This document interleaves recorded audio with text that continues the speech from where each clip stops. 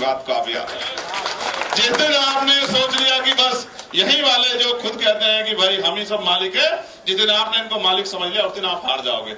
और जिस दिन आप अपनी हिदायतों पे, सुन्नतों पे, अपनी जो है असल बात पे खड़े रहे और जिस इष्ट पे आपका भरोसा, पैगंबर मोहम्मद साहब पे जिन पे आपका भरोसा, अगर उस पे आप खड़े रहे, कोई आपको आपके रास्ते से डिगा नहीं सकता। मुसीबतें किस पे नहीं आती आप मुझे बताओ। अगर आप घर का छोटा सा काम करो तो भी मुसीबतें आती है। मुसीबतों से क्या घबराना, एक बार पैदा होता है आदमी, एक बार मरता है। और अगर मुसीबतों से डर के रहेंगे तो फिर कोई लड़ाई जीती जा सकती है। हक की आवाज लड़नी है, हक की लड़ाई लड़नी है, हक अधिकार चाहिए, तो फिर जुल्म जाति का सामना करना पड़ेगा। हम सब लोग एक हैं और मैं चंद्रशेखर आजाद इस मंच से आपको विश्वास दिलाता हूं कि जब तक हम लोग हैं, अगर कहीं भी नाइंसाफी होगी, और इसका एक उदाहरण भी मैं बताता हूं।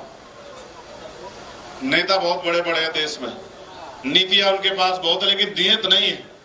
क्योंकि जिस दिन बुलडोजर से हाजी शहजाद का मकान टूटा था, क्या दिलचस्प वो था मकान, एक आदमी नहीं बोला साहब, पूरे हरियाणा का, उसका मध्य प्रदेश का एक आदमी नहीं बोला।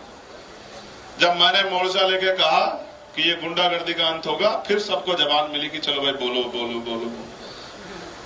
एक इंसान तो बन जाओ।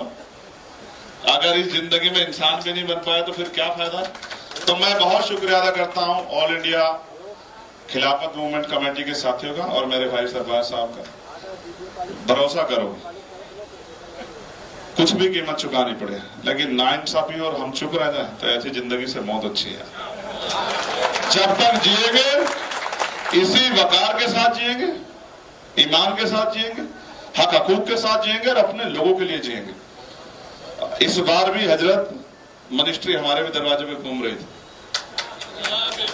इस बार भी हमारे दरवाजे पे, और मैं थोड़ा डिप्लोमेटिक होकर 2 दिन जवाब देता रहा। नगीने वाले कहने लगे रे साहब मर जाएंगे मर जाए। फिर मुझे कहना पड़ा कि अगर ये प्राइम मिनिस्टर बनाते तो भी इनके साथ नहीं जाता, मेरा नाम चंद्रशेखर आजाद। इतना बड़ा क्रांतिकारी जो है, जो इस देश में पैदा हुआ, चंद्रशेखर आजाद नाम का, उनके नाम का भी अगर मैं उनके नाम के साथ भी न्याय नहीं कर पाया तो फिर क्या कर पाया। मेरा नाम आजाद है।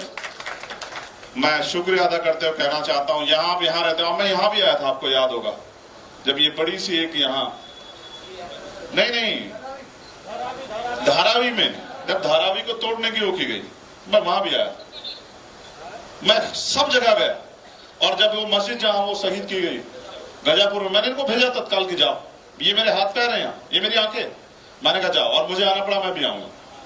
लेकिन अगर बुलडोजर के जरिए हमारे धार्मिक स्थलों को, हमारी भावनाओं को मॉब लिंचिंग करके, गाड़ियों में, बसों में अगर हमें बेइज्जत करके हमें मारा जाएगा तो सब चुप रह सकते हैं, हम लोग चुप नहीं रहेंगे। हम लोग इस आवाज को उठाएंगे। आपका प्यार और आपका आशीर्वाद ऐसे बना रहे, और मैं कोशिश करूंगा इस बार कोई चुनाव ना हो जब आपका जलसा हो। आप मुझे मुख्य अतिथि मत बुलाना, मगर मैं इस कार्यक्रम में आऊंगा जरूर, क्योंकि आज मेरे पास समय की कमी थी। क्योंकि अगर मैं, आप खुद ही सोचो, मैं अगर कार्यक्रम वहां का छोड़ के यहाँ आता हूं तो वो लोग कहेंगे कि मैं चुनाव में सीरियस नहीं, इसलिए अदरवाइज मैं अगली बार आप मुझे कुछ भी मत बनाना, मैं उस कुर्सी पे आकर बैठ जाऊंगा, लेकिन मैं अपने भाइयों को भी जाऊंगा जरूर। मैं शुक्रिया अदा करता हूं और अपनी बात को खत्म करता हूं। दोबारा से मुबारकबाद पेश करता हूं, और जब मैं अपने साथी यहाँ से गुजरेंगे उनसे भी कहूंगा कि आप अपने हौसलों पे बुलंद रहो। वो कहते हैं ना कि अभी गनीमत है सब्र मेरा, अभी गनीमत है सब्र मेरा, अभी लबालब भरा नहीं।